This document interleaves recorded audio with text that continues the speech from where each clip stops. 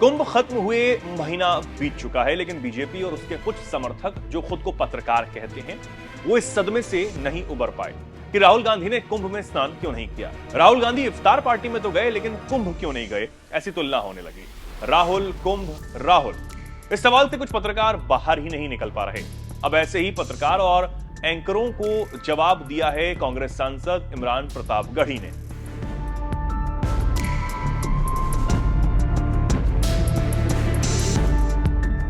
देश में महंगाई चरम पर है, गरीब और अमीर की खाई गहरी से गहरी होती चली जा रही है।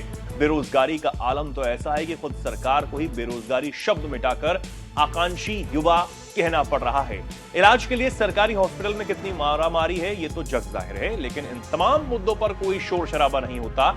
मीडिया भी इन मुद्दों पर सवाल करने से बचती है। ऐसे जरूरी मुद्दे शायद ही कभी डिबेट का हिस्सा होते होंगे। इनकी बजाय राहुल गांधी के कुंभ न जाने का मुद्दा जोर शोर से गूंजता है, और ऐसे मुद्दों को और हवा देने का काम करते हैं कुछ पत्रकार जो बड़े न्यूज चैनल में बैठकर सरकार के लहजे में बात करते हैं। ऐसा ही एक एंकर है पद्मा जोशी, जिन्होंने कांग्रेस सांसद इमरान प्रतापगढ़ी से राहुल गांधी के कुंभ न जाने पर सवाल पूछा। पद्मा जोशी ने पूछा, आपने इफ्तार पार्टी रखी, वहां राहुल गांधी गए और क्या तुलना की गई? 1.5 महीना कुंभ चला, नहीं गए ना, वो इफ्तार पार्टी में गए। इस सवाल के साथ एंकर पद्मा जोशी ने पूरी कोशिश की थी कि इमरान प्रतापगढ़ी को राहुल के बहाने घेर लिया जाए, लेकिन एंकर का दांव उल्टा ही पड़ गया।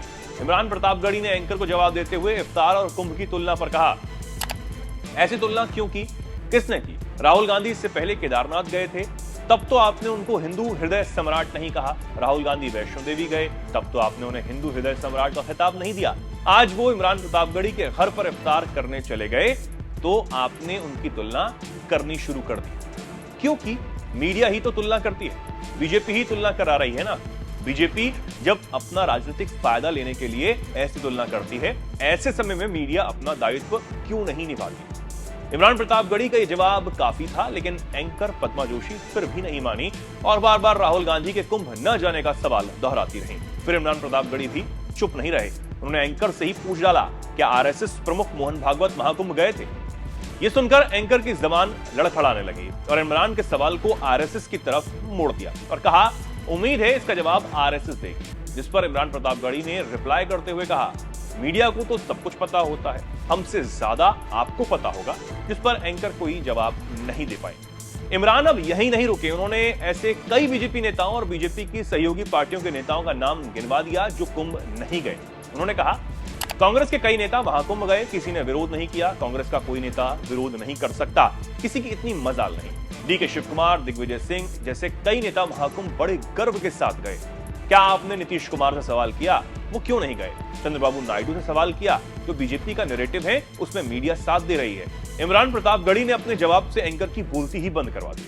लोग भी उनके इस अंदाज की तारीफ करते नहीं थक रहे हैं और एंकर पद्मा जोशी पर बीजेपी के नैरेटिव को फैलाने का आरोप लगाते हुए सोशल मीडिया पर लिखा, मीडिया के सहारे ही बीजेपी जीवित है, वरना इसे चुनाव हारने में 2 दिन भी नहीं लगेंगे। एक ने लिखा, इमरान प्रतापगढ़ी जैसे 4 से 6 प्रवक्ता और हों तो बीजेपी और गोदी मीडिया को ढेर होते देर नहीं लगेगी। बस जरूरत है इमरान साहब जैसे नेताओं की जो गोदी मीडिया का असली चेहरा जनता को दिखा सकें। तो किसी ने लिखा, कर दी ना खुद की बेइज्जती और करो बीजेपी की चाटुकारिता, क्यों तुम मीडिया वाले गरीबी, महंगाई, बेरोजगार युवा पर सवाल नहीं करते हो? एक ने लिखा, ये एंकर वास्तव में असल पत्रकार नहीं रहे, पढ़ते नहीं हैं, शोध शून्य होते हैं, स्क्रिप्ट पर अपने कॉमन सेंस और प्रोड्यूसर की मदद से काम चल रहा है। किसी ने लिखा, ये महिला तो पूर्ण रूप से सत्ता की दलाली कर रही है, ऐसे लोगों को मीडिया में रहने का कोई हक नहीं। इसके सारे सवाल बीजेपी प्रवक्ता वाले लग रहे हैं।